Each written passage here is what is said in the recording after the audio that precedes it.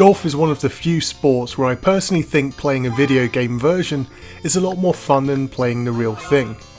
Capitalising on the fact there were no other golf games on the system at this time, developer T&E Soft created Waialae Country Club, which was published by Nintendo in 1998.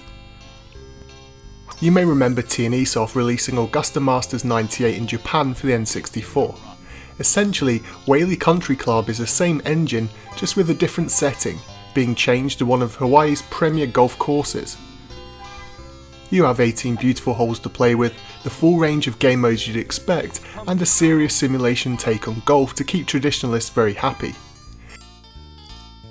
If you've played any golf game ever made, then you'll easily be able to drop right into the game. You have a swing meter to indicate and also to dictate the power and slice of your shots, the ability to choose your clubs and your stance. The on-screen map helps you best place your shots, and that's pretty much it. The physics are very well done and is the game's challenge, and like every other golf game, the concept really comes down to practice makes perfect way of playing. Sadly, there is a slight gripe with the game here. When using the stroke wheel to dictate the shot's power and accuracy, you'll have to be extremely accurate in order to pull off solid shots. In multiple instances I was mere millimetres out from hitting the perfect red zone, and instead of being slightly penalised with a strange shot, the shot is registered as a duff and the ball will either barely travel or go way off course. That's not my only gripe though. For 1998 I wasn't expecting stellar graphics, but a looking game and everything does look very low res. The backgrounds are also terrible and flicker as you begin to move around your shot. At times the on-green hole will look like a square rather than a circular hole, and the crowd are a cardboard cutout mess. I don't even know how this is possible, but the frame rate also drops massively at times. For a game which has so little going on, it's really shocking to see. In contrast to all of this though, the game's menu screens are nicely done. Everything is sharp and crisp, and it's just a shame that the same amount of work didn't translate as well into what happens in game.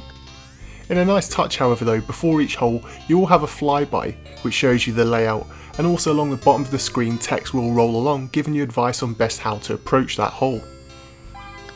I never thought I'd say this about a golf game, but perhaps the strongest feature is its sound. Sure, the effects are excellent as you'd expect, and the commentary delivers little pieces of help or encouragement. But the actual music is fantastic. It's very Hawaiian inspired, and from the moment I started to hear it, I was led into a relaxing trance which took me right back to sipping pina coladas on Waikiki Beach all those years ago. For many people it really was PCs back in the day which really were the choice and the go-to machine for playing golf games. With their grunt and power they were able to deliver beautiful animation, great motion capture, polygonal courses, and of course they had all the capacity required to offer a game with more than one course on it. Working to the limitations of the N64, Waialae Country Club isn't a bad game.